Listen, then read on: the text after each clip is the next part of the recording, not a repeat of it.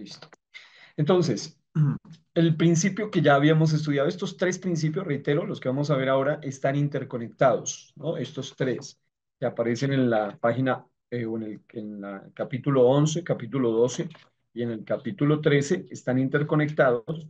El primero, que es el que hemos visto ya, se llama la primera mención, así se llama, el principio de la primera mención. El segundo es el principio de la mención progresiva y el tercero es el principio de la mención completa, el cual es muy útil y creo que es básico, creo que es fundamental y creo que sin este principio aplicado, o estos tres principios al unísono, unidos, aplicados, no se tienen en cuenta a la hora de una interpretación, se puede llegar a tener un conocimiento incompleto o incluso erróneo o una mala interpretación muchas veces por la falta de este análisis. El ejemplo que me ha parecido muy interesante, muy bueno, es el ejemplo tocante al tema del bautismo, un tema que para nosotros es pues muy conocido y que se puede estudiar de una manera muy amplia cuando se analiza el principio de la primera mención, porque se puede llegar a tener fundamentos y argumentos muy sólidos sobre nuestra fe tocante al bautismo, más aún en la época en la que vivimos, donde el bautismo en algunas organizaciones cristianas, en muchas, diría yo, es relegado a simplemente un rito y nada más, o un acto meramente ritual, un acto meramente simbólico que no tiene ninguna trascendencia en el sentido salvífico, sino que solamente es un rito público de confesión y absolutamente nada más de allí. No obstante, cuando uno observa este tópico, veíamos en la clase anterior que la clave fundamental para entender un tema es ir al principio o a la primera mención. El principio es la base, es el origen, es la primera vez en la Biblia en la cual se hace alusión o se hace referencia a un tema en particular y este se convertirá a su vez como en un eje rector sobre el tema en cuestión. Tal es el caso del bautismo, que es el ejemplo en el que nos vamos a centrar. Así se pudiese analizar los demás temas. Por ejemplo, el tema de la familia, ¿no? Nosotros seguimos creyendo en una familia que tiene una conformación muy específica, un diseño muy específico, varón y mujer, el matrimonio y la conformación misma de la familia, pero esto nos remite al principio, que es el eje rector del modelo bíblico de la institución divina llamada familia. Y en ese sentido, todo nos lleva otra vez al origen, un matrimonio indisoluble que no contempla divorcio, que no contempla separación, un asunto que es un pacto, un asunto que es solemne, una unión integral. Y todo esto sale del principio, sale del Génesis o del origen, del primer momento en el cual se habla sobre el tópico en cuestión. Y ese fue el caso pues, de Jesús cuando es confrontado o abordado por los fariseos y se les pregunta acerca del tema del divorcio, él lo remite finalmente a cómo era en el principio. Ahora, en el caso del bautismo ocurre igual. Ya esto lo habíamos explicado, por eso voy a pasar brevemente por aquí. Cuando uno va a indagar a profundidad sobre el tema del bautismo, uno encontrará la expresión muy poderosa que aparece en 1 de Pedro 3:20 al 21, cuando el apóstol Pedro hace una conexión directa entre el bautismo salvífico, porque nosotros creemos que el bautismo es para salvación a la luz de la Biblia, el bautismo salvífico, el bautismo que corresponde a esto, dice él, ahora nos salva.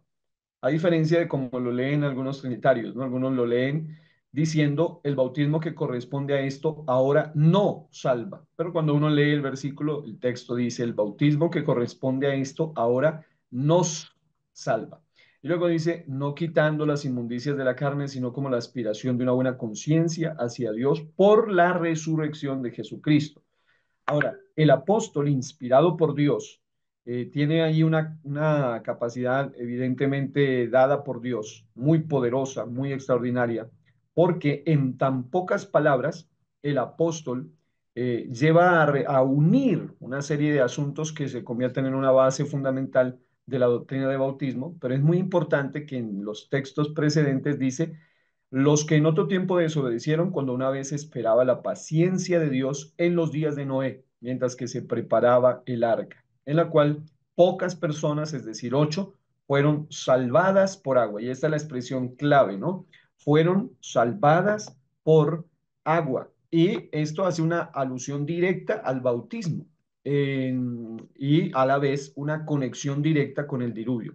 Y es muy interesante que entonces que si buscamos la primera mención del bautismo, sale directamente de las Escrituras, en el Nuevo Testamento en este caso, pero que a la vez nos remiten al principio, para poder ir a la altura del capítulo 6 de Génesis y luego a partir del 6 hasta el 9 y encontramos cómo hay todo un desarrollo que cuando uno lee el Génesis observa cómo una familia, y el apóstol aquí mismo dice, es decir, 8, fueron salvados y dice, fueron salvados por agua, y es muy interesante la alusión que ahora el apóstol Pedro, por inspiración divina, hace a ese suceso tan dramático, tan impresionante como fue el diluvio y la salvación que se dio de una familia especial en ese entonces, y lo conecta directamente como una primera mención en la Biblia de un evento, en este caso, que sería una conexión con el bautismo. Ahora, la demostración de la primera mención con la enseñanza del bautismo está basada en el hecho de que este principio tiene que ver con la primera mención de un tema.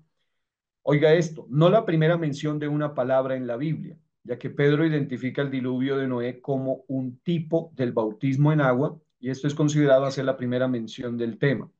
Es decir, lógico, si buscamos la palabra bautismo en el Génesis, pues no la encontraremos. Así en el capítulo 6, capítulo 7, 8 y 9, que es donde el apóstol hace la primera mención. Lo que sí podemos encontrar es que se hace alusión a un tema en particular, que gracias a Dios, gracias a la revelación completa de la palabra y gracias a una alusión directa, es decir, aquí ni siquiera hay como un asunto muy profundo que haya que tratar de escarbar e interpretar, no, es muy claro que el apóstol, texto seguido, a decir que en el diluvio fueron salvados por agua, dice, el bautismo que corresponde a esto ahora nos salva. Ya hace una unión muy interesante y esto nos lleva a entender que esa es la primera mención del tema tan relevante del bautismo como tal. Y es esto lo que lleva a estas conclusiones en el punto 3. De esta primera mención del bautismo aprendemos las siguientes verdades. Primero, que el bautismo es salvífico, o sea, tiene que ver con la salvación.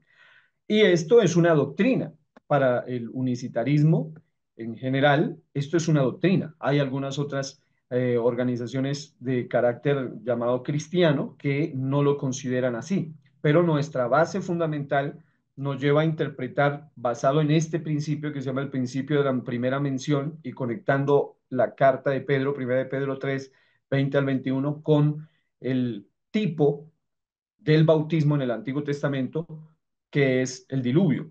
Segundo, el bautismo no solamente es una limpieza física, no es un acto ritual como sería una costumbre vista por algunos solamente, que tratan, digamos, de rebajar el nivel de altura, de valor, de dignidad del bautismo.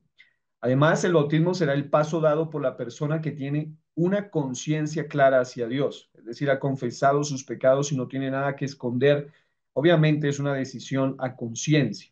Además, los beneficios del bautismo son provistos por la resurrección de Jesucristo. Y estas son las verdades que se extraen de este principio de la primera mención y de esa conexión tan poderosa. Es decir, una clave importante es que no necesariamente la primera mención de un tema no está ligada a una palabra necesariamente, sino a un tema en general.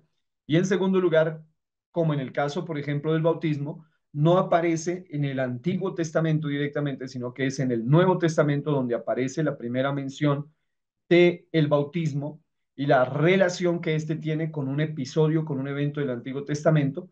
Y es muy poderoso que esa primera mención, una vez más, nos remite al Antiguo Testamento. Por eso algunos han dicho que el Antiguo Testamento se interpreta a la luz del Nuevo Testamento y el Nuevo Testamento se puede interpretar con una buena conexión con el Antiguo Testamento. Por eso nosotros necesitamos la Biblia completa, a diferencia de algunos otros grupos religiosos, que algunos de ellos solo aceptan la Torá, los 5 primeros libros de la Biblia, el Pentateuco así llamado, otros solamente creen en el Tanakh, escasamente los 24 libros de la Biblia hebrea, equivalentes a los 39 libros de nuestras Biblias en particular, y algunos otros aceptan solamente algunos, hoy en día hay una duda tremenda en el mundo liberal, teológico liberal del Nuevo Testamento, y obviamente ellos no van a tener una revelación completa.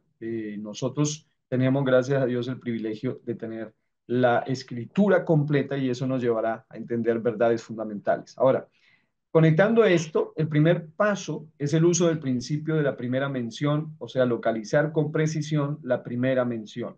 Si hablamos del bautismo, la primera mención está con relación a un episodio tremendo que fue el diluvio y cómo en ese episodio por agua fueron salvados 8 personas, citando directamente las palabras del apóstol Pedro y cómo éste lo relaciona de manera directa, es decir, sin lugar a dudas, sin adornos, de una forma muy clara, muy contundente, muy directa, muy categórica. Este episodio lo relaciona con el bautismo para salvación. Ahora, nunca referirse solamente a la primera mención de una palabra en la Biblia, sino más bien tratar de descubrir si el principio de esa palabra ha sido demostrado previo a su uso. Ahora, es importante entonces que nosotros observemos cómo un tema se va a volver más profundo o se va a volver mucho más claro a medida que avanzamos al siguiente principio, que es el que vamos a estudiar hoy. El principio que se llama la mención progresiva es clave porque una vez que hemos identificado la primera mención de un tema en particular, este es el caso del bautismo y vamos a ver cómo esto se va desarrollando y se vuelve un tema, además de que es enriquecedor para el estudiante mismo, porque un buen maestro es un buen estudiante, entonces el maestro primero está estudiando, está indagando, está profundizando en el tema para luego poder enseñar. Vemos aquí en el capítulo 12, referente al siguiente principio que se llama el principio de la mención progresiva. Básicamente esto se define así. El principio de la mención progresiva se define así, como un principio, oiga bien, por el cual Dios hace cada vez más clara la revelación de una verdad dada a medida que la palabra avanza a su fin. Esto es interesante. La mención progresiva es que además de remitirnos a la primera cita del tema, al primer episodio, a la base, al origen, a la raíz, al inicio de un tema, al génesis de un tema en particular, en este caso el bautismo, de inmediato. Lo encontramos en 1 de Pedro 3, 20 al 21, pero luego nos remite al Génesis, tanto al Génesis literal, libro del Génesis, pero también me refiero con Génesis al origen, al inicio del tema en particular. Ahora, otro aspecto importante es que a medida que uno quiere estudiar profundamente un tema para llegar a conclusiones bíblicas, coherentes, lógicas, basados en la revelación, razonables, y además basados en una realidad que se puedan demostrar con ejemplos específicos, pues uno tiene que hacer un estudio secuencial. También se podría utilizar la palabra sistemático, es decir, se puede decir un estudio puntualizado, donde después de encontrar la raíz o encontrar el origen, nos vamos a tener que remitir a hacer, yo le llamaría así como un barrido o un rastreo, para usar un término así como este, en todo lo que la Biblia va mencionando referente al tema en particular. Es decir, en todos los asuntos que podamos encontrar con referencia a ese tema. Ahora, cuando se usa obviamente ese principio de la primera mención, lo que nos lleva es a localizar el origen, pero cuando este se interconecta con el principio de la mención progresiva, lo que hacemos es, esto me llama la atención, localizamos la siguiente mención, de allí la siguiente, hasta la última mención de este tema. Ahora, esto es importante porque es un análisis puntual, incluso ya sea que usted lo haga libro por libro, yendo del Génesis a Malaquías y luego de Mateo a Apocalipsis, ya sea que se lo haga de una manera desde un análisis de las diferentes perspectivas que hemos visto o que ustedes incluso pudieron observar en los videos, desde un punto dispensacional, desde un punto de los pactos, se hace un análisis de acuerdo a las diferentes formas, incluso de las subdivisiones mismas de la Biblia, que uno cuando estudia un panorama general de la Biblia sabe que hay diferentes subdivisiones de la Biblia y estas nos llevan a tener una idea, una noción de cómo es que se puede hallar alguna base sobre cierto tema que estemos estudiando en cualquiera de las subdivisiones, llámense Pentateuco, llámense históricos, llámense sapienciales o poéticos de sabiduría, llámense profetas mayores o menores, o evangelios o cartas, o el libro histórico del Nuevo Testamento, o el libro del Apocalipsis, el libro profético, en fin, haciendo un barrido que vaya desde el Antiguo hasta el Nuevo Testamento, nos va a llevar a tener una noción clara sobre un tema. Con ese análisis o al hacer esto, se puede ver que la verdad revelada por primera vez en la primera mención, esto es clave, es fortalecida, confirmada y desarrollada hasta que lleguemos a la plena revelación sobre ese tema. Una clave fundamental al estudiar un tema, cualquiera sea, el matrimonio, el bautismo, todos los aspectos fundamentales, por lo menos de los 5 temas importantes que todo ser humano debe saber sobre Dios, la creación, la humanidad, la moral, y también lo que tiene que ver con el propósito, el destino mismo del ser humano.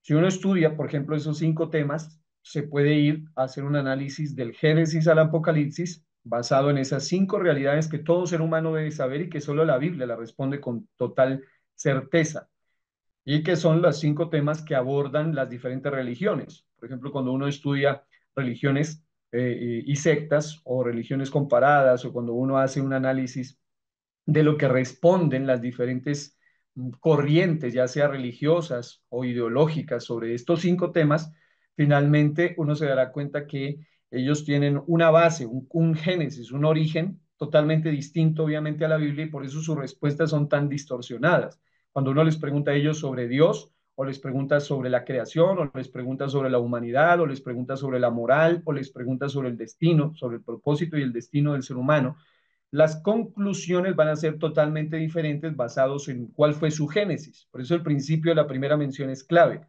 Solo por ponerles un ejemplo allí, si hablamos de Dios, ¿no? Si se va a la Biblia, pues el Génesis 1:1 aparece mencionado él como el creador, por eso dice en el principio, creó Dios los cielos y la tierra. O sea, es decir, una de las primeras cosas que se dice de él es el creador. Y en ese orden de ideas sabemos ya las siguientes respuestas a esos 5 preguntas claves que toda religión, toda ideología y toda filosofía han abordado.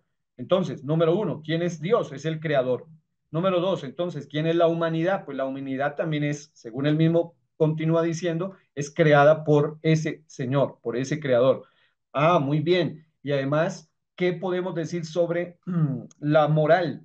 La moral se define basado en lo que ese creador decide o define, qué es bueno y qué es malo. Muy bien. ¿Y cuál es el propósito de la humanidad? ¿Para qué la humanidad está aquí en la tierra? Bueno, para cumplir un propósito con relación a ese creador. Y al final, ¿cuál es el destino? ¿Cuál es el futuro? Tendrá que rendirle cuentas a ese creador. Finalmente, la Biblia misma nos llevará a una conclusión muy coherente y consecuente con el principio. Pero cuando una persona no cree así, solo por poner un ejemplo, si una persona ya es atea, obviamente un ateo va a tener que suscribirse a la filosofía darwiniana, y en ese orden de ideas se pregunta sobre Dios. El Darwin, en su libro El origen de las especies, él demuestra en su última página y casi en sus últimos párrafos que él no era ateo. Es decir, una de las primeras cosas que sí es claro es que Darwin no era ateo, él era deísta. Los deístas son personas que creen que los dioses o algún dios o algún creador hizo las cosas y luego las dejó a su merced, las dejó allí. Es decir, Darwin lo que dice al final es que el creador dejó muchas formas para que éstas a su vez sigan haciéndose y multiplicándose en lo que hoy en día vemos con tantas especies y todo lo demás. Pero básicamente es una idea que es totalmente opuesta al Génesis. Es decir, el Génesis nos muestra que Dios es el creador, el soberano, todo lo relacionado a la humanidad, todo lo relacionado a la moral, todo lo relacionado al propósito, todo lo relacionado a la misma creación, todo lo que existe está con relación a él, pero cuando ya uno estudia, por ejemplo, una visión atea acerca de Dios, primero ellos niegan a Dios, por eso ellos tienen que literalmente circunscribirse a una teoría que niegue la creación, y por eso ellos se circunscriben a la teoría de Darwin, porque obviamente esa teoría fácilmente los lleva a ellos a pretender decir todo se dio simplemente por azar, por naturaleza, por leyes que simplemente van dándose por casualidad, por años y años de evolución. Y en fin, ellos tratan de sacar a Dios. Por eso cuando uno les pregunta quién es Dios, bueno, ellos dicen básicamente Dios no existe. Segundo, ¿y la humanidad? Pues la humanidad solamente es un animal altamente evolucionado o solamente es una planta altamente evolucionada. Tercero, uno les pregunta a ellos, ¿y qué es sobre la moral? Bueno, dicen, no, la moral es algo relativo, es algo muy subjetivo, no es algo objetivo, no se puede demostrar porque no, cada quien tiene su propia idea de ver qué es bueno y qué es malo.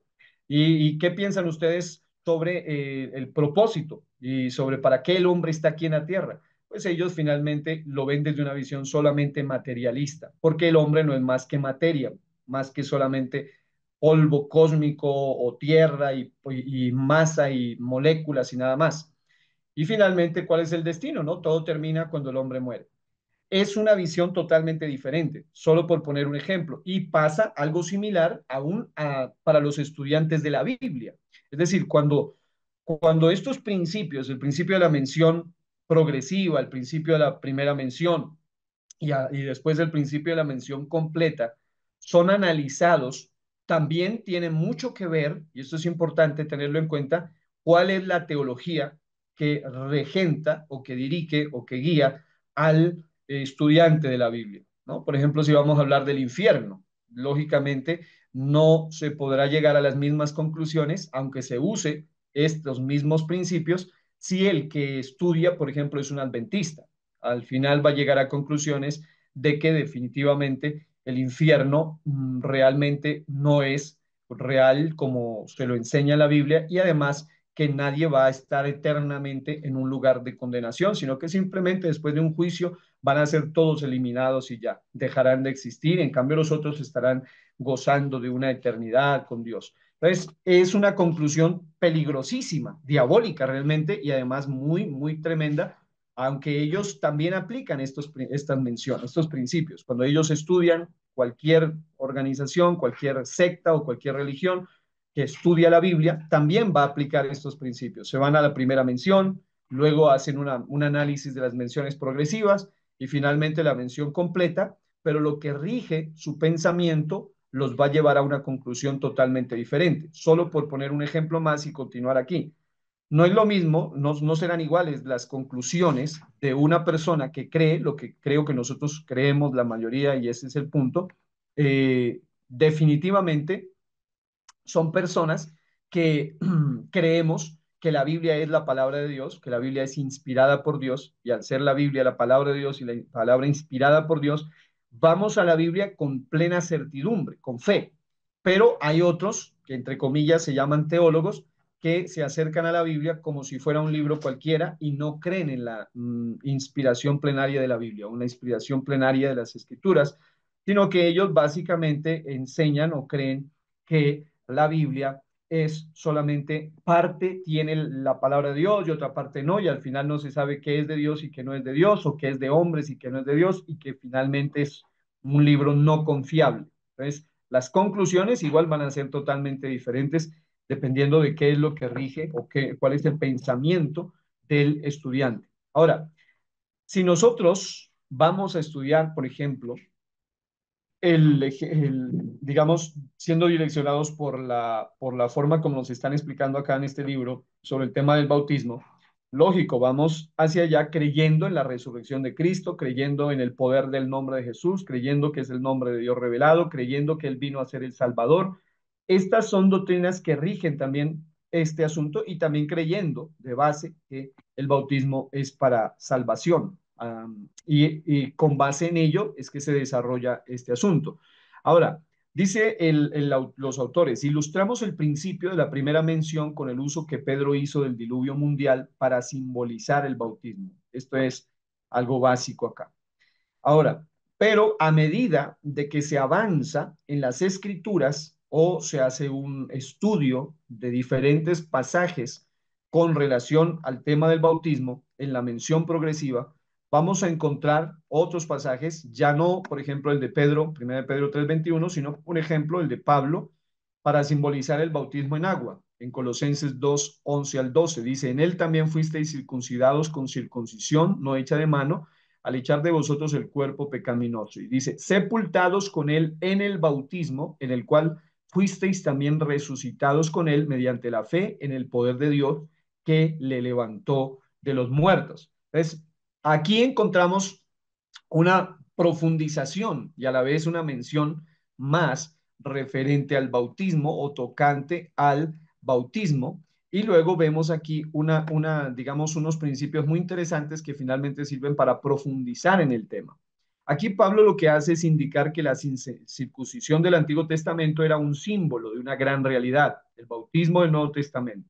Podríamos decir que el bautismo en agua es la circuncisión de Cristo. Esta es la segunda mención del bautismo en la Biblia, ya que se dice que es el siguiente evento cronológico después del diluvio mundial para representar el bautismo. Es decir, el tiempo de la palabra sepultados en Colosenses 2:12 indica que el entierro, o sea, el bautismo, la sepultura y la circuncisión ocurren simultáneamente. Específicamente, la palabra sepultados en el tiempo auristo, pretérito indefinido de la conjugación griega, el cual pone al entierro contemporáneo con la circuncisión. Aquí una vez más se le da un valor simbólico, pero además no es solo meramente alegórico, una imaginación del intérprete, sino algo que sale directamente tomado de las escrituras, y es que el bautismo está íntimamente conectado como un símbolo de la circuncisión, la cual ya no es obra de mano de hombres, como en el Antiguo Testamento, en la práctica, digamos, en la práctica ritual de la circuncisión del Antiguo Testamento, sino que ahora es un acto de tipo espiritual y por esa razón hace esa relación donde la persona es limpiada, es purificada, es llevada a la purificación en un acto que a la vez es simbolismo de la sepultura. Y todos sabemos que obviamente una persona que es bautizada correctamente es una persona que está siendo sepultado para tener luego una resurrección o un nuevo comienzo o una nueva o incluso tomando términos bíblicos también un nuevo nacimiento. Ahora, una cosa importante de las menciones progresivas es que no pueden contradecir la primera mención. Lógicamente, ninguna doctrina puede ser contradictoria entre sí. Al contrario, se llama mención progresiva por el hecho de que lo que vayamos encontrando posteriormente al hacer un análisis eh, bien sistemático o, digamos, cronológico, organizado de la Biblia, lo que vamos a hacer es profundizar en un tema y encontrar más bases. Por ejemplo, no hay nada en esta segunda mención del bautismo que contradiga la verdad vista en la primera mención. En vez, la conexión del bautismo con la resurrección de Cristo es reforzada. Ahí lo vimos. Al final dice, mediante la fe en el poder de Dios que le levantó de los muertos. Y Pedro había dicho algo muy poderoso, ¿no? Dice que el bautismo tiene un efecto por la resurrección de Jesucristo. Ahora, ¿cuáles son las conclusiones básicas aquí detrás de todo esto? Número uno, que el bautismo no es una obra humana, esto es no hecha a mano. Es decir, es cierto que el que bautiza es un pastor, un siervo del Señor, que hace el bautismo, el acto físico del bautismo, pero lo que ocurre en el ambiente espiritual es algo que no procede de hombre ni de mano humana, sino directamente una intervención de Cristo. Segundo, que el bautismo resulta en echar el pecado. Además, el bautismo es la sepultura con Cristo y en el bautismo no solamente somos sepultados con Cristo, sino que también participamos en su resurrección. En realidad es un acto profético de sepultura y de resurrección. El bautismo solamente es válido por la fe y la eficacia del bautismo está en el poder de Dios. Lo que Dios hace en el bautismo, no lo que hace el hombre o no lo que el hombre hace. Esto es importante porque estudiando algo, un tema creo que es tan conocido por nosotros, ¿no? Como es el bautismo, pero que cuando uno puede estudiarlo de esta forma, ajá, de esta manera, y es importante tener en cuenta esto. Cuando nosotros observamos las escrituras, nos vamos a dar cuenta que al estudiarlo, primeramente la mención inicial o la primera mención o el principio, donde comienza a hablarse sobre el tema y luego hacemos un análisis de la mención progresiva, no solamente nosotros podremos tener más bases y más fundamentos y más convicción sobre el tema, sino que también tendremos una riqueza, digámoslo de esta forma, a la hora de explicar un tema y no se volverá un asunto meramente monótono, sino un asunto poderoso, preciso y además que puede ser significativo también a la hora de enseñar a profundidad. Ahora, no solo eso, sino que, por ejemplo, hablando del bautismo, que creo que es un gran ejemplo para poder ver cómo esto funciona, para ilustrar más el principio de la mención progresiva, hay una tercera mención del bautismo en la Biblia y está aquí en 1 Corintios 10, 1 al 2, lo cual también es otra mención del bautismo. Porque no quiero, hermanos, que ignoréis, dice que nuestros padres todos estuvieron bajo la nube y todos pasaron el mar y todos en Moisés fueron bautizados en la nube y el mar. Esta es la tercera mención, ya que es el tercer evento cronológicamente identificado. Recuerden, primero fue el diluvio, luego el asunto de la circuncisión, posteriormente viene el tema del cruce del mar, ya que el tercer evento cronológicamente identificado a simbolizar el bautismo en agua es el cruce del Mar Rojo por la nación de Israel. Interesantemente, una vez más, no se ve nada aquí que contradiga, oiga esto, la primera mención ni la segunda mención, pero al contrario, se obtiene una nueva información, es decir, se profundiza en el tema. ¿Qué es lo que se aprende aquí? Básicamente, de estas escrituras. Número uno, que el bautismo es una marca de liberación y separación de la vieja vida, como pasó con Israel. Segundo, el bautismo es para todos aquellos que experimentan esta liberación y separación. Tercero, así como obviamente a conciencia, ¿no? Por eso creemos y seguimos creyendo que el bautismo es a conciencia, porque recuerden, no puede, algunos pueden tomar este ejemplo, como lo hacen algunos que defienden el bautismo de infantes, pueden decir, mire, si este es un ejemplo, entonces ahí está, también hubo bebitos, también hubo niños pequeños que pasaron por el Mar Rojo, entonces todos, el bautismo es para todos. No, aquí está hablando de un asunto de liberación, un asunto de conciencia, y eso es algo que aparece desde el principio de la primera mención. Personas maduras, es más, personas adultas, como fueron los primeros 8 en el diluvio, personas con una edad adecuada para entender la diferencia entre el pecado y la necesidad de ser, en este caso, libres de él, y en este caso, personas que habían sido esclavizadas por sus propias actitudes. Y vemos aquí un asunto importante y es que el bautismo es para todos aquellos que experimentan esta liberación y separación. Otro aspecto que se extrae del versículo leído es que así como Israel fue bautizado en su libertador Moisés, así también la iglesia es bautizada en su libertador Jesucristo. Algunos sin duda verán un simbolismo más en la nube y en el mar. Ellos ven la nube como un símbolo del bautismo del Espíritu Santo y el mar como un símbolo del bautismo en agua.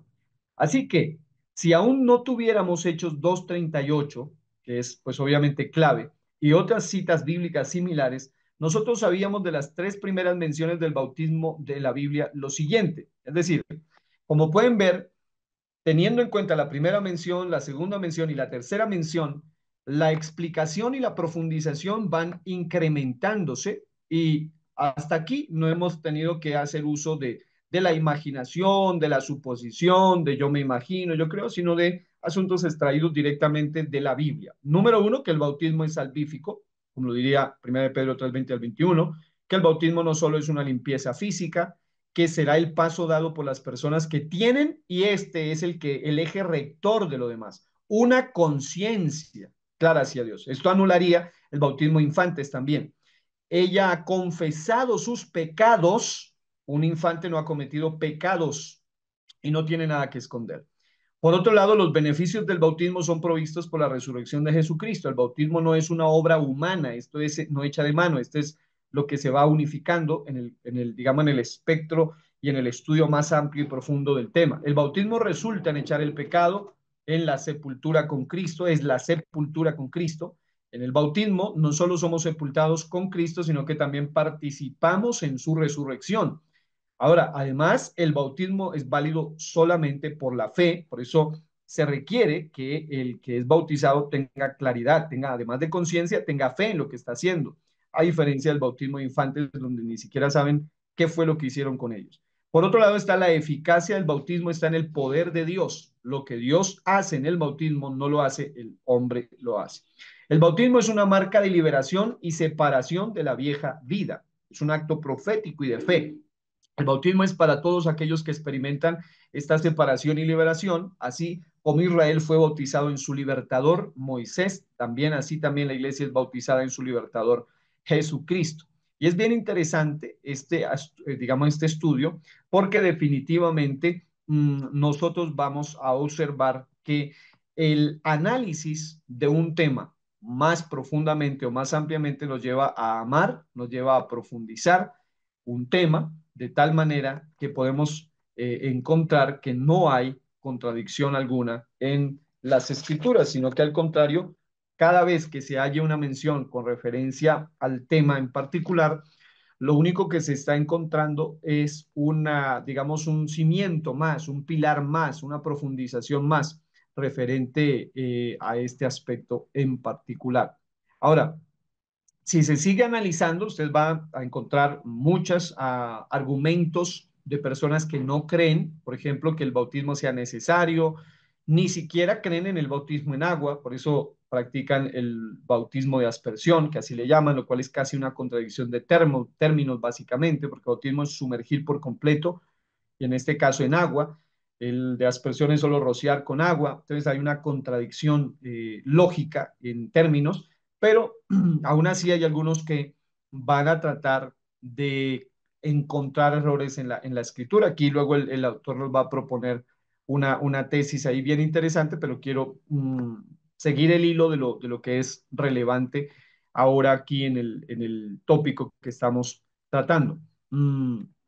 Otro detalle importante es que cuando uno encuentra otros pasajes, uno encuentra que el bautismo es un mandato también, mientras que hay algunos que piensan que no lo es, ¿no? Recuerden que él dice, el que creyere y fuere bautizado será salvo.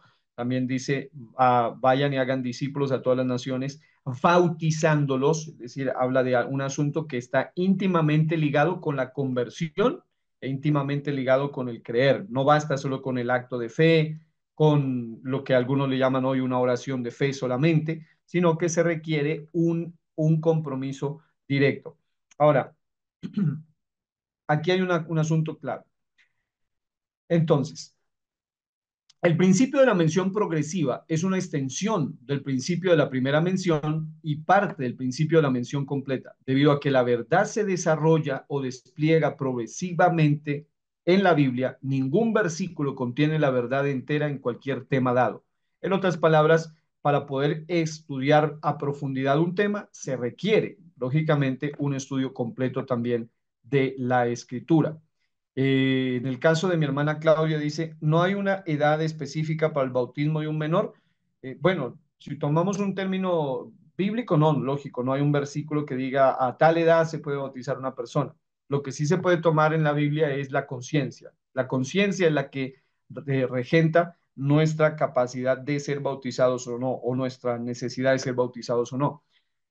Cuando digo conciencia me refiero a la edad misma en la cual todo ser humano ya es absolutamente responsable o consciente de, personalmente es responsable o consciente de lo que es bueno y lo que es malo, puede distinguir entre el bien y el mal, o es consciente de que mentir está mal, desobedecer está mal, cualquier cosa que es pecaminosa está mal. Cuando uno ve hoy en día, por ejemplo, en mi caso, yo desde la edad yo recuerdo que los 8 años fue la primera vez que pedí ser bautizado y ya era absolutamente consciente de mi necesidad de ser bautizado. Los pastores no me quisieron bautizar porque, bueno, porque era muy pequeño, en fin, pero era muy consciente tanto doctrinalmente como moralmente, tenía mucha conciencia. Lógico, un niño pues de 8 años no ha cometido obviamente las mismas cosas que alguien probablemente de unos 22, pero ya era absolutamente consciente. Fue tal mi persistencia o mi insistencia al ser bautizado que observé que ni mis pastores, incluso mi padre me decía que espere un poco, hasta que por ahí, antes de los 10 años, un día hablé directamente con mi padre y hablé con el pastor, que era mi pastor y que luego fue el que me bautizó, y les dije lo siguiente, mirándolos a los ojos, siendo un niño, nadie me dijo que haga eso, pero yo tenía esa conciencia ya muy desarrollada, los miré fijamente y les dije, papá y pastor, si ustedes no permiten que yo sea bautizado, porque ellos pues implícitamente no querían hacerlo, pensando en la emoción del niño, en fin, yo le dije, si yo llego a morirme, ustedes dos son los responsables de que yo me pierda. Yo me acuerdo que ellos se quedaron mirando, hicieron una sonrisa tímida y al poco tiempo ya estaba siendo bautizado en agua en el nombre de Jesucristo y recibí el Espíritu Santo por primera vez también en el mismo momento en que salí de las aguas bautismales. ¿Por qué? Porque ya había una conciencia. Y estoy hablando de una persona, de un niño que era tan consciente desde los 8 años.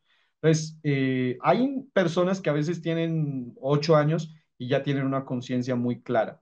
Entonces, ya eso queda obviamente a criterio de cada ministro, de cada pastor y también de cada padre de saber qué clase de hijos tiene, ¿no? Yo a esa edad, de los 8 a 10 años, yo había estudiado las doctrinas fundamentales de la fe y yo me había preocupado por el asunto del bautismo, yo sabía la necesidad de ser bautizado y eso me llevó, era una convicción profunda del Espíritu Santo, no era una mera emoción.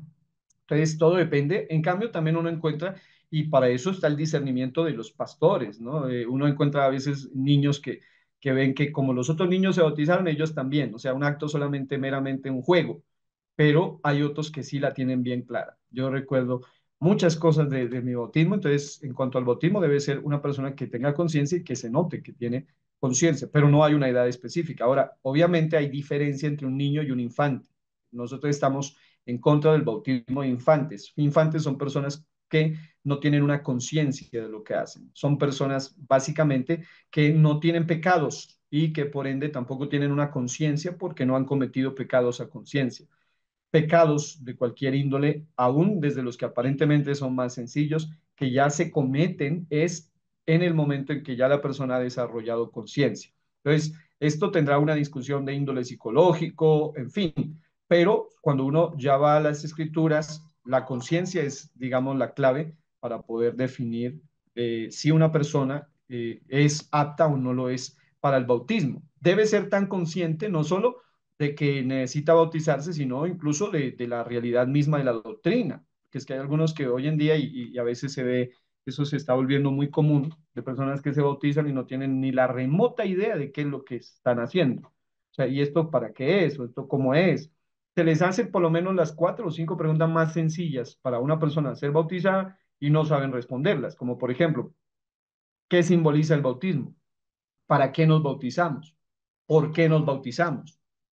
Eh, Literalmente cuál es el bautismo correcto. Y la más importante, ¿por qué quiere ser bautizado usted? Pero algunos de ellos simplemente no tienen una respuesta concreta sobre esto. Y definitivamente es complejo, ¿no? Complejo ese asunto. Entonces, mi hermano Vitelio dice, ¿es posible que del bautismo progresivo bíblico los fariseos añadieron otra clase de bautismos? Bueno, primero que todo, que cuando uno va a las escrituras, pues uno no encuentra que ni en la historia que los fariseos ni las corrientes que surgieron como divisiones del judaísmo hayan practicado bautismos como tal. Entonces, lo que ellos hacían era abluciones o diferentes tipos de lavamientos y las prácticas eran más observadas como actos solamente ritualistas. Y a partir de las prácticas que tenían, por ejemplo, en el tabernáculo, los sacerdotes, de hacer lavados y todo lo demás, ellos tomaron esto solo como un mero rito de limpieza y un acto meramente ritual. Lo interpretaron así, como si fuera un simple rito. Y por eso cuando ya llega la época donde se encuentra el primero, al que se le llama, luego incluso posteriormente se lo conoce más por su, digamos, su apelativo que por su nombre literal, y es el Bautista. Juan el Bautista es uno de los primeros personajes que en la Biblia encontramos que hacía el acto mismo del bautismo. Y es en ese caso, pues lógico, los fariseos, como siempre, fueron especialistas en crear tradiciones que en lugar de acercar a Dios lo alejaban, ritos que en lugar de traer agrado a Dios lo desagradaban y prácticas que no tenían ningún sentido, sino más bien era un acto meramente externo y no tenían un cambio de transformación que tenga un origen interno. Entonces, en cuanto al bautismo como tal, lo que sí encontramos es que los bautismos no los practicaban ellos, ¿no? En la Biblia lo primero que sí encontramos es Juan el Bautista, luego el mismo Señor Jesús, que fue bautizado por él, y las gentes que acudían en masa, pero cuando uno va a entender el bautismo de Juan, va a Hechos 19, encontrará que la Biblia menciona de manera muy clara, tanto desde su momento en cuando se relata los bautismos de Juan, hasta el momento en que se habla en el mismo libro de Hechos 19, que el bautismo era, que hacía Juan era un acto de arrepentimiento, o sea, era un simbolismo de arrepentimiento. Ellos pasaban y confesaban sus pecados, pero aún así sabemos que no más fue una sombra más del bautismo que necesitaban recibir. Por esa razón, en Hechos 19 encontramos que los que estuvieron allí, que al menos eran 12, dice la Biblia, eran por todos por lo menos unos 12 hombres, tuvieron que ser bautizados y ahora correctamente en el nombre del Señor Jesucristo. Eh, Eso sería en cuanto a lo que pues nuestro pastor ahí me menciona, ¿no? Ahora, en ese sentido, el principio entonces, básicamente, la mención progresiva es una extensión del principio de la primera mención y parte del principio de la mención completa, debido a que la verdad se desarrolla o despliega progresivamente en la Biblia. Ningún versículo contiene la verdad entera en cualquier tema dado. Y obviamente, y esto es, valga la pena aclarar, lógico, aquí no está diciendo el autor que un versículo de la Biblia no es verdad, no, lo que está diciendo es sencillamente que cuando uno estudia un tema, para poder tener una idea clara, es lógico, sobre un tema, pues debe tener un conocimiento no solo basado en un versículo, sino la mención progresiva. Y ahora nos lleva esto al último punto que está en el capítulo 13, que se llama el principio de la mención completa. Por eso la Biblia dice, la suma de tus palabras es verdad. Es decir, cuando podemos tener en las escrituras un análisis completo sobre un tema, podemos decir, hombre, hemos llegado a una conclusión sólida, a una conclusión básica y poderosa y profunda sobre las escrituras en un tema en particular. Por esa razón es que cuando alguien aborda ciertos temas, una de las primeras preguntas, sobre todo cuando son temas un tanto complejos o algunos a los que les llaman temas difíciles o temas doctrinales incluso, una de las primeras preguntas que uno debe hacerse y, y ser sincero es, ¿yo he estudiado realmente a fondo este tema? Es decir, ¿lo conozco a profundidad o me falta estudiarlo y eso se arregla estudiando? Es decir, la ignorancia se quita aprendiendo, se quita indagando, se quita estudiando. Entonces, y obviamente con la humildad de decir yo necesito aprender. Entonces, en ese caso, el siguiente principio nos llevará a un análisis compacto de un tema en particular. Este principio de la mención completa se define básicamente o se puede definir básicamente así, como el principio por el cual Dios declara todo lo que debemos saber sobre cualquier tema vital para nuestra vida espiritual. Voy a hacer un paréntesis para explicar algo y hacer un pequeño paralelo aquí. Es como si nosotros vamos a dar una consejería. No podemos dar consejería si solo conocemos una historia, una parte de la historia. Es decir, el consejo probablemente va a ser erróneo si solo nos basamos en una parte de la historia. Por ejemplo, si es un problema de pareja o un problema de hermanos, en fin, y hay quienes solamente dedican a escuchar a uno y no escuchan a la otra parte o a la contraparte. Lógicamente, el consejo, por muy bien intencionado que esté, no será tan completo porque muchas veces quien cuenta la historia solo cuenta su parte y algunos incluso hasta su propia versión de las cosas. Algunos dicen verdad, pero otros, aunque digan verdad, hace falta escuchar la otra parte. De la misma manera ocurre aquí en la interpretación. Usted puede tener muy definido, muy claro lo que dice Hechos 2:38, pero es interesante poder llegar allí después de haber hecho un análisis completo. Por eso la invitación por medio de esto es a estudiar la Biblia de una manera completa. El principio de la mención completa puede verse como el último fin, es decir, desde la primera mención, luego la mención progresiva, lógicamente será usado en conexión con ambos y esto ayuda mucho al estudiante, al predicador y al maestro a decir, hombre, estamos pisando terreno sólido. El uso de los tres principios empieza con el principio de la primera mención, procede de la mención progresiva y finaliza con el principio de la mención completa. El resultado de la aplicación correcta de estos principios será, y esto es interesante, la teología sistemática. La teología sistemática es el estudio profundo, completo de una doctrina, de un tema en particular. Cuando se ha hecho una teología completa, una teología sistemática.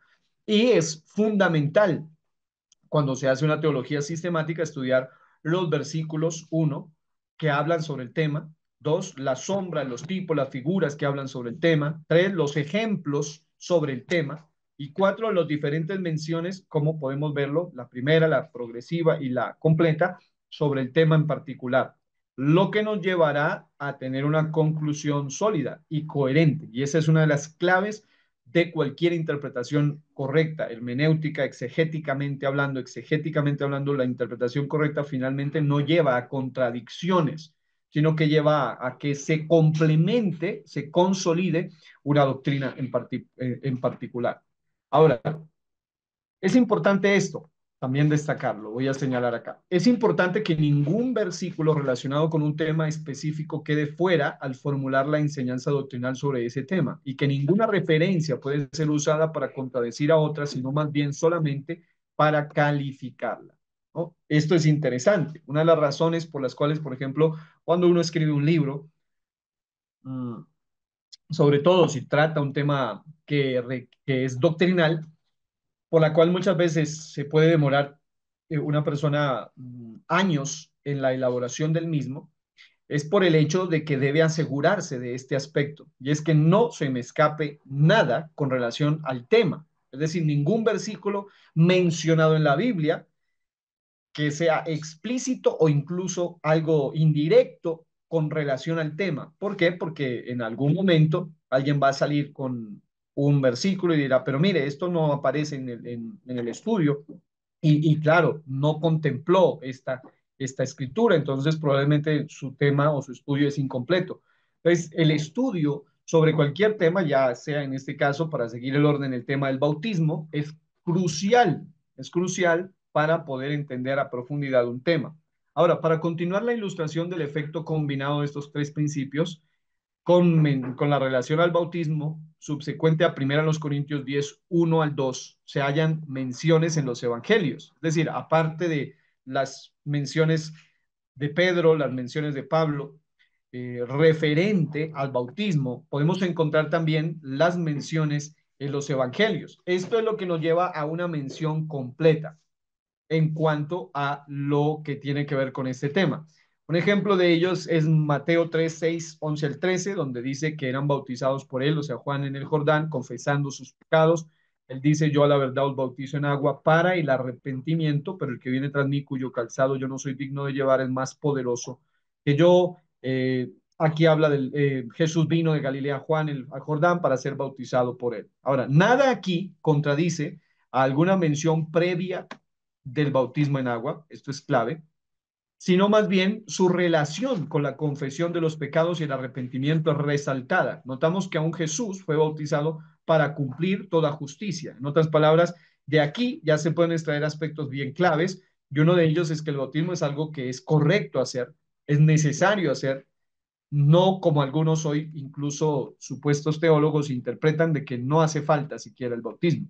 La siguiente mención del bautismo está en Marcos 1 al 4, donde vemos también a Juan en el desierto predicando el bautismo de arrepentimiento para perdón de pecados. Ciertamente no hay contradicción aquí, pero se dice claramente que en el bautismo de Juan el Bautista fue para perdón de pecados. Ahora, en otras palabras, ¿cuál es la relación siempre tocante al bautismo? Que el bautismo siempre ha estado relacionado con un llamado al arrepentimiento y un llamado a una nueva vida, es decir, un llamado a una conversión realmente. La siguiente mención envuelve el ministerio de Jesús. Vemos también en Juan 3:22, 4:12, cómo Jesús con sus discípulos va a la tierra de Judea, estuvo allí con ellos y bautizaba. Esto es clave, ¿no? Este es un versículo que anuncia que Jesús también bautizaba en un momento de su ministerio. Cuando pues el Señor entendió que los fariseos habían oído decir, Jesús hace y bautiza más discípulos de Juan, aunque Jesús no bautizaba, sino sus discípulos. Esto no es una contradicción, simplemente es una aclaración. En un momento de su ministerio él bautizaba, posteriormente no lo hacía. Es lo que dice en palabras sencillas. Otra vez, no hay contradicción de alguna enseñanza previa sobre el bautismo, pero sí se obtiene una nueva información. De esto, ¿qué es de lo que se puede extraer o cuáles son las informaciones basadas en el texto con relación al bautismo? Número uno, el bautismo fue ejecutado bajo el ministerio de Jesús por sus discípulos, quienes aparentemente bautizaron bajo su autoridad en su nombre. El bautismo se originó antes del día de Pentecostés. Esto eficientemente niega el argumento de Juan 3:5. Este es clave, ¿no? Porque hay algunos hace poco estaba escuchando a un puesto teólogo unicitario eh, que pone en duda lo que voy a mencionar aquí. Esto eficientemente niega el argumento de Juan 3:5, de que supuestamente en Juan 3:5 no puede, según ellos, tener referencia al bautismo cristiano, porque ahí dice el que no naciere de agua y del espíritu. Y este es un pasaje, yo diría, no solo favorito, sino además necesario. Yo también le llamaría obligatorio a la hora del estudio completo de la doctrina del bautismo. Pero hoy en día hay un argumento que se está levantando muy fuerte, que está tratando de decir que supuestamente ahí no se refiere al bautismo en agua, que este todavía no había sido instituido y que el argumento que hubiera sido imposible para los discípulos bautizar a 3,000 el día de Pentecostés. Si todos los 120 ya habían sido bautizados con el bautismo cristiano, y podemos asumir que así fue, ya que eran discípulos fieles de Jesús, quizás muchos de ellos o todos podrían haber participado bautizando a los nuevos creyentes. Esto no hubiera sido una tarea imposible. Recuerden que ya el Señor, este era un asunto muy relacionado directamente al ministerio de Jesús, incluso a su predecesor, a quien le allanó el camino, que fue Juan. Siempre el tema del bautismo ha sido un tema muy relacionado, muy fuertemente, yo le llamaría muy estrechamente relacionado con una práctica cristiana y que precede incluso al día de Pentecostés, que vemos esa práctica pues en los textos mencionados aún antes del día de Pentecostés, lo cual también es útil para poder derribar argumentos que pretenden negar la existencia del bautismo, aunque la Biblia es muy clara, aún antes del día de Pentecostés, pero la Biblia es muy clara en decir cosas como Jesús hace y bautiza más discípulos que Juan, aunque Jesús no bautizaba, sino sus discípulos, es decir, ya el Señor les había dado una autoridad especial con referencia a ello. Importante es el estudio de la mención completa ya de un pasaje, porque nos va a llevar a deshacernos de una cantidad de asuntos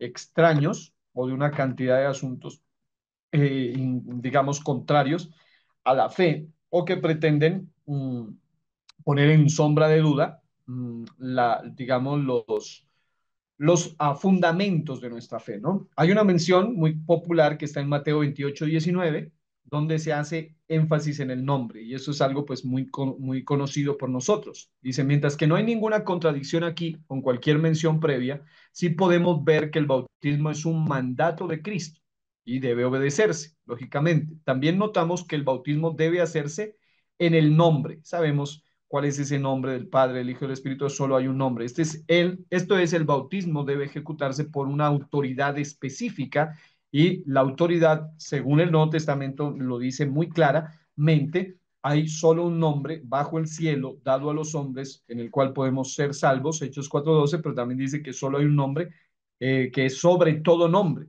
y es el nombre de Jesús.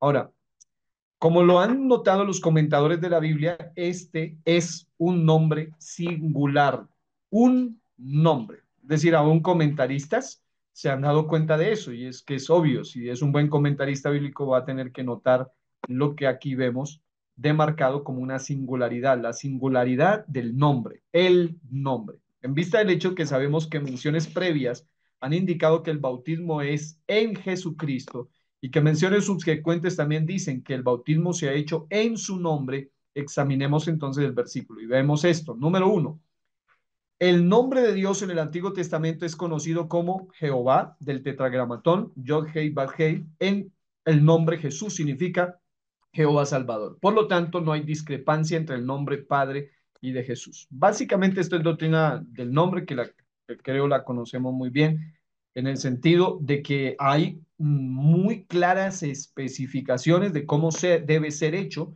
el bautismo y es en el nombre singular que no puede ser cualquier nombre, sino es el nombre del mismo Jehová del Antiguo Testamento revelado en el nombre del Señor Jesús. Ahora, un detalle importante sobre el tema del nombre, porque esto creo que ya es muy claro y no vamos a quedarnos en esta parte, voy a avanzar acá. Es que hay otra mención. La siguiente mención del bautismo está en Marcos 16:16. Dice, el que creyere y fuera bautizado será salvo, mas el que no creyere será condenado. Aquí, obviamente, si usted ha hecho un análisis desde el principio, desde lo progresivo hasta lo completo, siempre va digamos, a darse cuenta que no hay una contradicción a alguna revelación previamente mencionada, sino más bien la de que el bautismo está envuelto en la salvación es resaltada otra vez, ¿no? Este es un texto muy contundente para demostrar que el bautismo y está íntimamente relacionado con la salvación. Y luego viene otro que es, pues, lógicamente creo que es el más conocido dentro del argot del unicitarismo, y es Hechos 2:38, ¿no? Donde se habla y se agrega un detalle muy importante. Dice, y bautícese cada uno de vosotros en el nombre de Jesucristo para perdón de los pecados.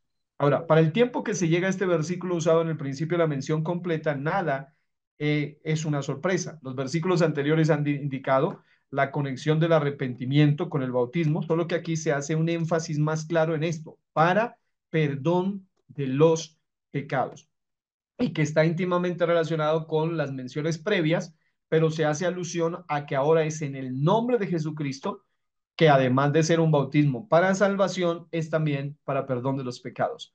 La idea de que el bautismo es para todos los que dejan atrás la vida vieja es, en este caso, también recalcada, una nueva vida, un nuevo comienzo. Pero además, el hecho de que el bautismo es la identificación con Jesucristo en su sepultura y resurrección y efectúa la remisión de los pecados también es una verdad que se puede entender aquí en este pasaje. Ahora, mmm, no solo eso, sino que cuando una persona estudia el tema del bautismo completo, básicamente va a encontrar siempre o cualquier otra doctrina en cualquier otro pasaje donde se anuncie algo más sobre el tema, finalmente lo que hará es, una, complementar, profundizar, reforzar, demostrar, mmm, completar lo que ya se había venido anunciando antes. Por supuesto, hay muchos otros versículos que tratan con el bautismo, pero esto será suficiente para demostrar el uso de estos principios hermenéuticos, que son claves. ¿Sí? Si seguimos estudiando así pasaje por pasaje, e incluso si seguimos estudiando los pasajes donde hay ejemplos con relación al bautismo, al final vamos a ver cómo todos a la postre terminan diciendo lo mismo. Para mí, uno de mis versículos, yo diría, sí, de algunos de mis versículos favoritos tocante a esto es el siguiente. Voy a ver si lo puedo mostrar acá para que ustedes lo puedan leer allí conmigo. Voy a ponerlo acá. ¿Mm? Y dice así. Dice en Hechos 22:16.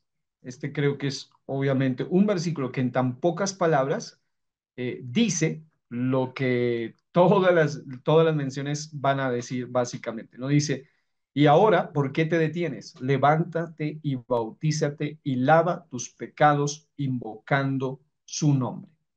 En otra versión dice, ahora pues, ¿por qué te detienes? Levántate y bautízate y lava tus pecados invocando tu nombre. En la DHH dice, y ahora no esperes más, levántate, bautízate y lávate de tus pecados invocando el nombre del Señor. Entonces, una vez más, encontramos todas las relaciones tocante al tema del bautismo como un asunto, y en este versículo creo que es uno de los que se resume de la mejor manera, que tiene que ver con el limpieza de los pecados, tiene que ver con el nombre del Señor, tiene que ver con un acto personal, con una decisión personal, con una decisión a conciencia. Todo el contexto finalmente también nos ayuda a entender esta realidad poderosa tocante al tema del bautismo. Aquí lo que se hace en los siguientes es simplemente darle un realce a algo que nosotros entendemos claramente, es que en Mateo 28:19 está incluido el nombre, sobre todo nombre, en el nombre de Jesús. En el nombre al cual se refería, dice acá, en Mateo 28:19 fue el tetragrama o el tetragramatón incorporado en el nombre de Jesús. Porque definitivamente aún los católicos, en algunas de sus comentarios de algunas de sus Biblias que han sido hechas por sociedades bíblicas católicas, mm, terminan reconociendo esto, de que en el primer siglo y en la época posterior a la época apostólica, aún en la época que se conoce como patrística o los primeros 100, 200, 300 años, siempre el bautismo fue hecho en el nombre del Señor Jesús. Esta es una verdad que también nos lleva a poder, digamos, reforzar mucho una doctrina que ha sido muy ampliamente difundida, pero que muchas veces, sobre todo nosotros en el unicitarismo, muchos no la han estudiado a profundidad, solamente escasamente algunos puntos, pero digamos, estas pautas que se nos están dando acá nos ayudan muchísimo para poder encontrarle más profundidad y también unas bases a un tema tan importante como este.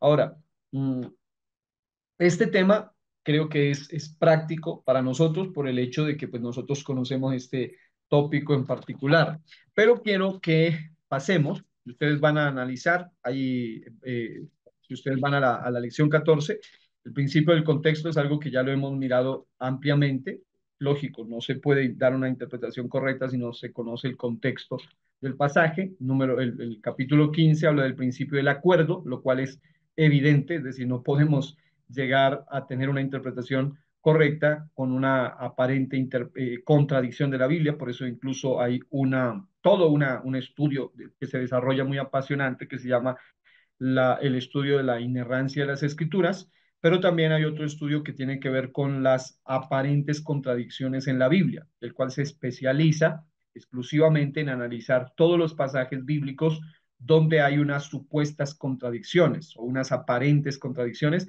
Y es muy apasionante ese estudio porque uno tiene que analizar pasaje por pasaje donde va a encontrar los supuestos contradicciones y el principio del acuerdo también es muy interesante y es muy amplio para observar. Pero quiero centrarme en el capítulo 16. Quiero que vayan por favor ahí al capítulo 16 de nuestro libro. Vamos a encontrar el principio de las lagunas. Me parece que es muy relevante, sobre todo para un estudiante que es apasionado, obviamente, por la escritura, pero que necesita tener en cuenta estos aspectos.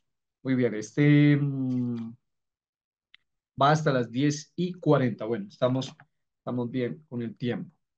Vamos a ver aquí algo importante, les decía, en el capítulo 16, que es donde nos vamos a centrar unos minutitos, bien importante, ¿no? Este principio también es importante que se lo tenga en mente y se lo tenga en cuenta cuando se lee las porciones bíblicas, sobre todo al hacer un análisis hermenéutico es clave este principio.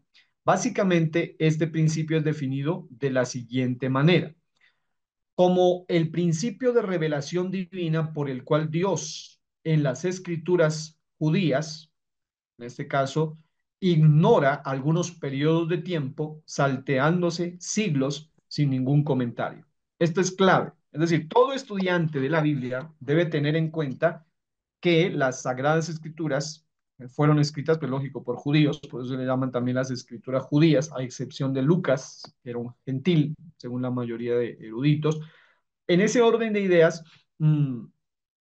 podemos ver algo muy significativo que al ignorarse muchas veces puede traer problemas interpretativos y se apoya uno para entender esto también en las interpretaciones de pactos, dispensaciones y que ayudan mucho a entender este asunto. Este principio fue demostrado por Jesucristo mismo, cuando por ejemplo el Señor Jesús usa Isaías 61 y lo cita en Lucas 4:17 al 21. Cuando uno estudia ese pasaje, uno se va a dar cuenta que el Señor cita las escrituras, pero hay un momento donde el Señor detiene la mención y allí termina todo. Lucas 4, 17 al 21. No lo vamos a leer pues por el tiempo, pero primero, el Señor lo que hace ahí en esa ocasión es dejar de leer en medio versículo, lo cual es muy significativo. Él nunca hace las cosas solo por hacerlas. Él dejó de leer en medio versículo, ya que cuando usted sigue leyendo, dice que él venía, si se lee completo, dice, y a proclamar el día del año de venganza de Dios nuestro. Pero el Señor se detiene justo antes de eso. El Señor deja de leer en medio del versículo, ya que él no vino a proclamar el día de venganza del Dios nuestro, en Isaías 61:2.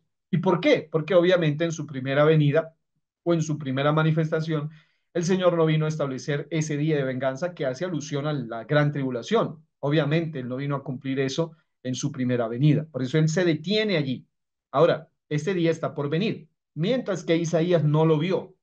Hubo una gran laguna o vacío de años entre la proclamación del año agradable del Señor y el día de la venganza. Recuerden que Él vino fue a proclamar el año agradable del Señor, es decir, lo que hoy en día se conoce como la dispensación de la gracia o la era de gracia, la era de la iglesia, el momento donde el Señor trae salvación, el momento donde el Señor trae su mensaje de salvación, de redención, un llamado al arrepentimiento. Pero luego vendrá el día del juicio. Hablando del día del juicio, me refiero a el día de venganza del Señor, que es lo que se conoce en la Biblia como el tiempo de la tribulación, el tiempo de la ira de Dios derramada en la tierra. Entonces, miren que este es un buen ejemplo de que hay pasajes bíblicos donde usted va a encontrar que el Señor, por ejemplo, se detiene sin ningún comentario y cuando se estudia, evidentemente el Señor decide no continuar con la lectura porque cuando uno va al pasaje originalmente estaría anunciando algo que él no vino a hacer en esa primera venida y está el juicio. Mientras que Isaías no lo vio. Obviamente Isaías lo citó completo porque así fue como Dios se lo revela, ¿no? En Isaías 61:2. Es más, lo voy a leer acá. Mire lo que dice, ¿no? Dice, a proclamar el año de la buena voluntad de Jehová. Hasta ahí básicamente es la citación que Jesús hace o la cita que Jesús hace del versículo. Y el día de venganza del Dios nuestro. Esta expresión ya el Señor la omite por completo. La pregunta es ¿por qué? Eso tiene, cuando se estudia el principio de las lagunas, es enriquecedor porque básicamente nos lleva a entender que el Señor Jesús, lógico, no lo hizo caprichosamente o no lo hizo porque se le olvidó, sino porque él estaba dejando algo muy claro o muy contundente ahí en el pasaje. Y es que cuando el Señor cita, dice, se le dio el libro del profeta Isaías, ustedes ven que él sigue citando literalmente y llega aquí a predicar el año agradable del Señor. Punto. Y enrollando el libro lo dio al ministro. Hasta ahí.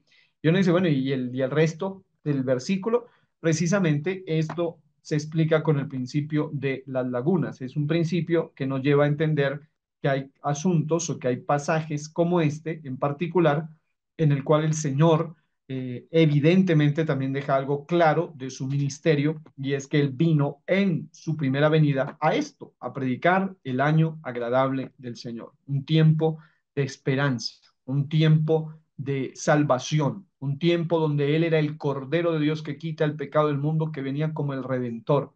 Pero sabemos que el texto continúa hablando del día de venganza y eso ya es el tiempo de la ira del Cordero, es el tiempo del juicio, de derramado en lo que se llama el tiempo tribulacional. Entonces, esto es bien importante, entender que hay muchos pasajes como este, ¿no? Otro ejemplo, este quiero explicarlo porque he visto que hoy en día hay algunos que salen con unas interpretaciones tremendas y malinterpretan este pasaje. Es el visto en Daniel 9, 24 al 27. Uh-huh. Donde se habla de las 70 semanas de Daniel. Después de las 69 semanas, es decir, digamos, el desarrollo de esas semanas proféticas, vemos que hay algo interesante. En el versículo 26 dice, 62 semanas más 7 semanas, obviamente las 69 semanas, se le quitará, dice acá, la vida al Mesías.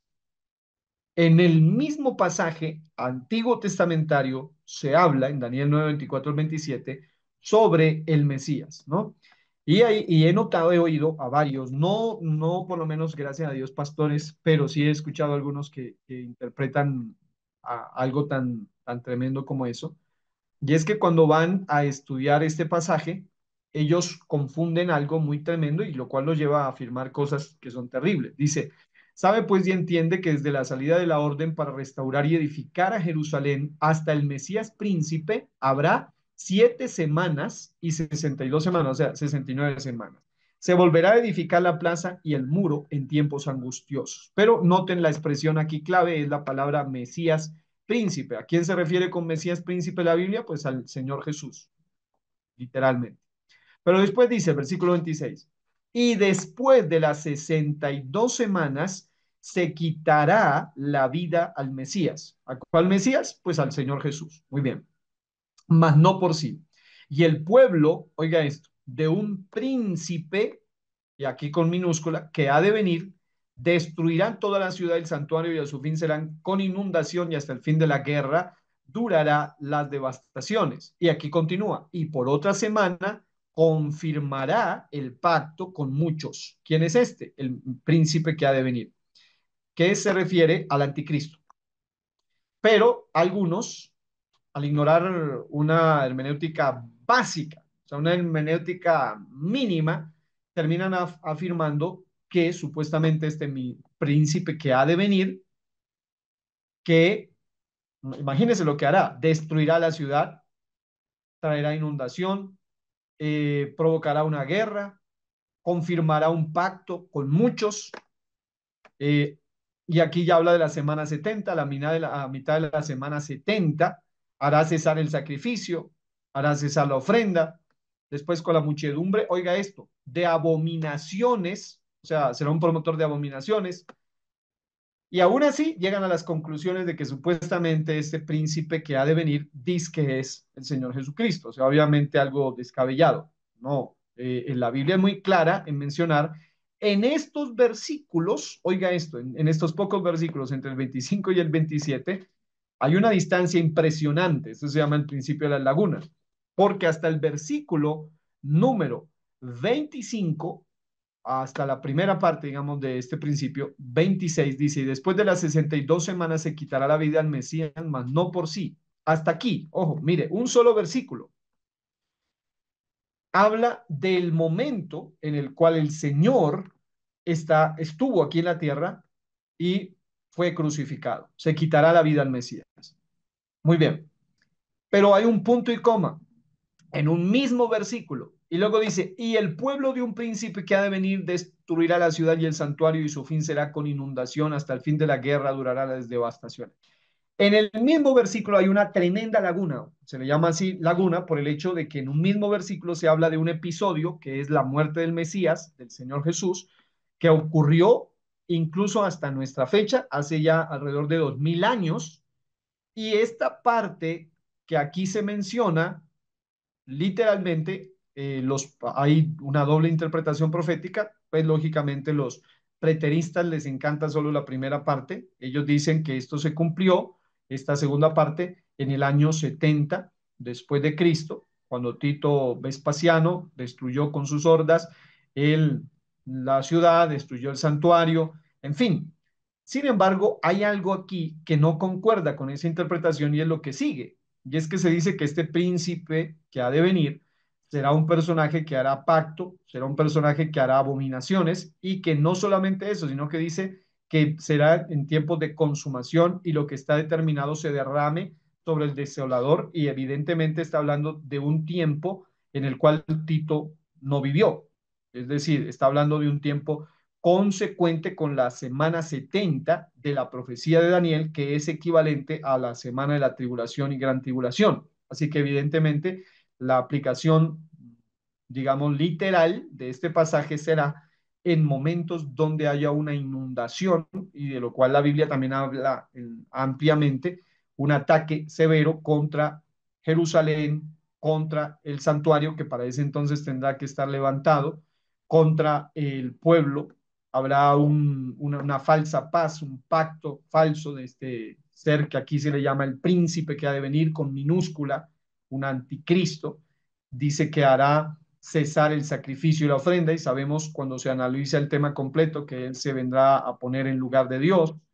Después, con la muchedumbre de las abominaciones, vendrá el desolador. Definitivamente hay una época de maldad extrema en esa época donde este personaje está. Entonces, en ese orden de ideas, quise primero leer esto para luego ir a una explicación bien interesante sobre el tema, y es precisamente que el ignorar estos asuntos de que en un solo versículo, como lo veíamos aquí en el 26, se habla de un tiempo en el cual ocurrió como mínimo 2000 años hace ya desde nuestra época, y luego se habla de un tiempo que ni siquiera todavía ha ocurrido, que es a partir de aquí en adelante, es decir, algo que aún no ha ocurrido y que para nosotros aún hoy, 2000 años después de la muerte del Señor Jesucristo, del Mesías, y de su resurrección, aún 2000 años después todavía no se ha cumplido esto. Entonces, esto es algo que se llama el principio de las lagunas, que en algún momento usted se va a encontrar con pasajes, especialmente, y generalmente tiene que ver con pasajes proféticos. Esta también es una pista muy interesante,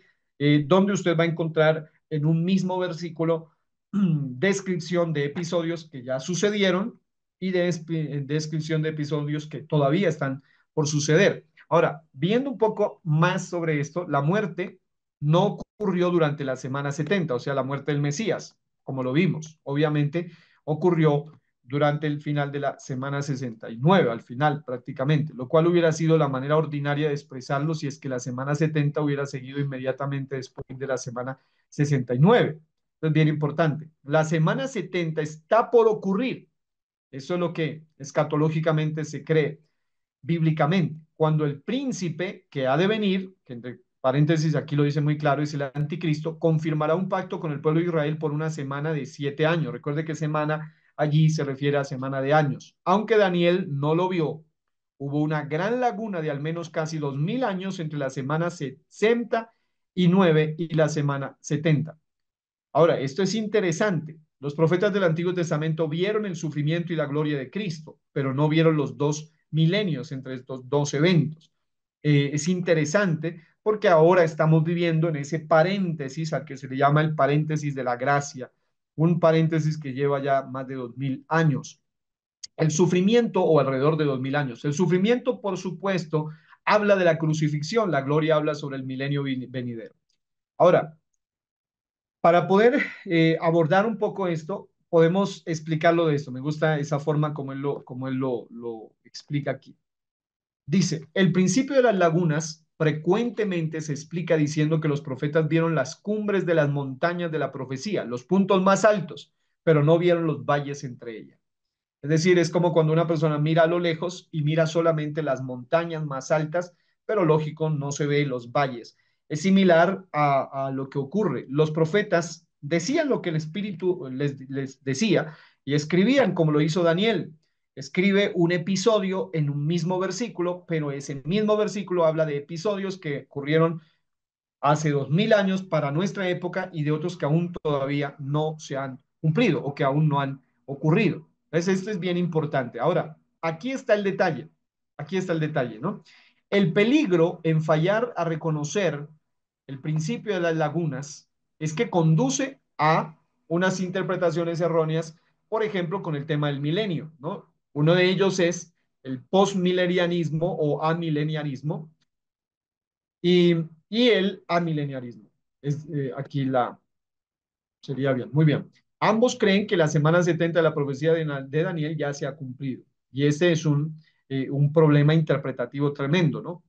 Que básicamente se ha dado. Unos niegan el milenio literal y otros dicen que el milenio es más bien un asunto simbólico que ha venido ocurriendo a medida que la iglesia, según ellos, se va extendiendo, entonces que el reino se va extendiendo y por ende es solamente algo simbólico. Pero estos son conceptos escatológicos que básicamente llegan a conclusiones así por interpretar mal o ignorar este principio que se llama el principio de las lagunas y que aparece allí en ese pasaje y que incluso lleva a interpretaciones totalmente diferentes sobre la escatología, como por ejemplo, nosotros somos milenialistas. Un milenialista es una persona que cree, y el término correcto es premilenialista. Un premilenialista es el que cree literalmente que antes de iniciar el milenio el Señor Jesús viene por segunda vez y entonces comienza el milenio. pero hay otros que básicamente son postmilenialistas. Algunos niegan la literalidad del milenio y creen que Jesús, según ellos, vendrá al final del milenio simbólico que ellos creen y que el Señor que será la iglesia en lugar del Señor la que establecerá el reino aquí en la tierra y bueno, una cantidad de cosas que obviamente son contradictorias al resto de las escrituras. Ahora, un asunto aquí importante para entender en el punto que quiero centrarme, porque aquí habría muchas más que decir, pero quiero centrarme en lo que considero que es relevante para el caso aquí y seguir el orden de lo que habíamos observado, porque es clave y sobre todo porque es una situación que se está presentando en muchas personas hoy. El principio de las lagunas, como se ve allí otra vez en Daniel 9, 26 al 27, es interesante. Este análisis completo del versículo, ¿no? La palabra traducida pueblo en la frase, el pueblo de un príncipe que ha de venir, el pueblo de un príncipe que ha de venir, se refiere obviamente a un pueblo que definitivamente no es el pueblo del Señor, ni un príncipe que definitivamente no es el príncipe de paz, sino que en este caso es el anticristo. Ahora, es interesante, aquí lo que quiero destacar es el hecho de que este personaje se puede descubrir como un personaje que no es el Mesías, porque definitivamente, como dice aquí en el punto D, no hay nada en este pasaje que dice que este príncipe con minúscula es el Mesías príncipe, o sea, Jesús, que está con mayúscula, previamente mencionado. El versículo 26 indica que se le quitará la vida al Mesías. Luego, un nuevo pensamiento empieza con una conjunción que aparece allí, pero también aún en español, ¿no? Punto y coma, hay una distinción de ideas allí con lo que sigue. Simplemente asuntos gramaticales que pueden ayudarnos también a tener una interpretación correcta. Esto es, las acciones del pueblo de un príncipe que ha de venir ocurren después que se le quita la vida al Mesías. Pareciera raro gramaticalmente y contextualmente si el príncipe a quien este pueblo pertenece, que hace esta obra destructiva, sea el Mesías. Obviamente no lo es. Y es lo que lamentablemente hoy en día está un poco fuerte esa idea o esa tesis de que supuestamente el príncipe que ha de venir es el mismo Jesús, lo cual es contradictorio por muchas razones y aquí el autor nos va a dar varias razones, incluso va a citar a alguien más. Dice Alban McLean en su libro Las profecías de Daniel de las 70 semanas, dice, se menciona a dos príncipes diferentes. Y esto es algo muy obvio, pero que lamentablemente a veces hay que explicarse porque algunos ignoran ese principio de las lagunas allí. Mesías príncipe es uno y un príncipe que ha de venir es otro. La expresión un príncipe que ha de venir no puede referirse al Mesías. El príncipe por la simple razón que es el pueblo de un príncipe que ha de venir, quienes son los que van a destruir a Jerusalén después de la muerte del Mesías. Y ya que es ahora cosa de historia que Jerusalén fue destruida en el año 70 después de Cristo por el pueblo romano y no por el pueblo judío, se deduce que el príncipe que ha de venir no puede ser el Mesías judío, sino un gran príncipe quien se levantará del imperio romano. Ahora, lo que ocurrió en el año 70 viene a ser básicamente como una especie de sombra de algo que todavía está por venir y es una destrucción definitiva y terrible a través de un príncipe que se levantará después, que sabemos a la luz de la Biblia que es el anticristo, más que solamente el famoso Tito del año 70 después de Cristo. Ahora, la pregunta aparece en el versículo 27 con respecto a la gramática, ¿no? ¿A quién se refiere el pronombre él? Y por otra semana, él confirmará el pacto con muchos. Pues lógicamente, en términos sencillos, se refiere al príncipe que ha de venir, se refiere a ese anticristo. La objeción común echa la idea de que él se refiere al príncipe que ha de venir, es que el antecedente del pronombre no puede ser el objeto de una proposición en la gramática. Ahora, debemos reconocer que la regla, bueno, esto es desde una visión en inglés, pero en español se lo entiende igual, muy sencillamente. Eh, en el pasaje que estábamos leyendo, y lo voy a poner acá, básicamente, cuando dice, y el pueblo de un príncipe que ha de venir, se refiere lógicamente al anticristo, pero también hay algo interesante acá que dice, y por otra parte, confirmará el pacto con muchos. Esto está íntimamente ligado a esto. Algunos lo que quieren hacer es desligar esta realidad, ¿no? Cuando dice que el príncipe que ha de venir, básicamente será el que confirmará el pacto con muchos. Y es lo que concuerda con el Apocalipsis y concuerda con una interpretación básica y práctica de la interpretación de que será el anticristo el que vendrá con engaños y con pactos y manipulaciones para engañar al pueblo del Señor. Ahora, finalmente, ya que el tiempo se nos ha ido, solo quiero mencionarles unos aspectos que me parece que son claves y que están en la 22, ¿no? Y no quiero poco pasarme el tiempo al maestro que viene. En el capítulo 22, en el capítulo 22, hay algo muy interesante que sirve, yo le llamaría así a modo de cierre de todo este estudio tan impresionante, tan amplio y tan hermoso como es el tema de la hermenéutica. Y vamos a verlo aquí en estos últimos minutitos, brevemente. Estoy en la página, llegando ya, 92. Ajá. Aquí hay algunos asuntos que son claves y lógicamente que sirven como un cierre para esta materia, ¿no? Cuando una persona en asuntos finales de hermenéutica estudia, además de todos los principios, las dispensaciones, los pactos y todo lo demás, además de entender que hay versículos que tienen lagunas proféticas de tiempos de hasta 2000 años de diferencia y que con razón en algunos casos no se mencionan porque no hacían alusión al tiempo en el cual se mencionan, como lo hizo Jesús, que se detuvo en mencionar ciertas palabras específicas. Es interesante también entender la diferencia entre revelación e inspiración. Nosotros recibimos una revelación de parte de Dios. La inspiración, en este caso, es lo que Dios les dio a estos siervos suyos para escribir las escrituras. También existe una serie de elementos que han sido tomados y que ya han sido mencionados aquí, que le han llamado el sistema protestante de la hermenéutica, que básicamente indica que la Biblia es la autoridad máxima y que ella es la verdad. Ella es la verdad. También hay elementos culturales importantes que deben investigarse en el proceso de interpretación. Lógicamente, el conocer la cultura del contexto del texto que se está leyendo. La función de la conciencia cultural en la interpretación bíblica también es importante porque definitivamente la Biblia no puede estar regida a nuestra cultura, sino que sabemos que fue escrita en una cultura diferente, en un contexto diferente, y es ese el que rige la interpretación, no nuestra interpretación. Por ejemplo, en el caso nuestro, nuestra interpretación occidental, sino la visión bíblica. Por eso es importante conocer la cultura misma de los autores. Algunas normas para el estudio de las palabras en la interpretación bíblica también es importante y ahí en el material algunas pautas se nos dará que les pueden ayudar. El uso doctrinal de la Biblia, es decir, que la Biblia, reiteramos esto, es la máxima autoridad sobre temas de orden o de índole doctrinal.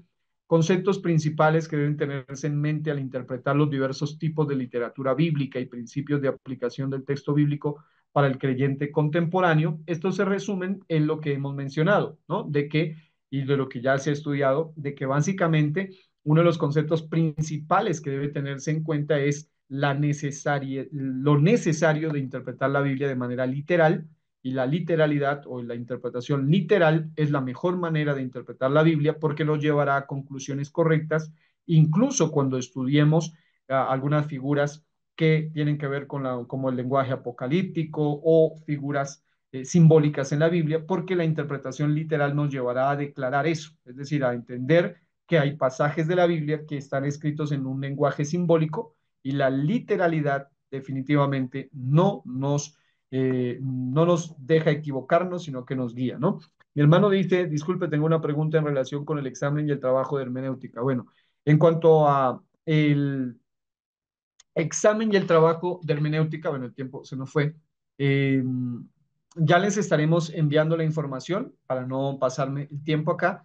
Y gracias, Pastor Jairo, les estaremos enviando la información para que hagan el examen. Creo que la hermana ya les había dicho en el grupo algo, creo que les escribió ayer, si no estoy mal, la hermana Jimena, sobre el día de los exámenes y todo lo relacionado con esta parte. Yo voy a comunicarme directamente con ella y a través de ella les mandaremos una información de cómo vamos a hacer, porque ya algunos han hecho su trabajo.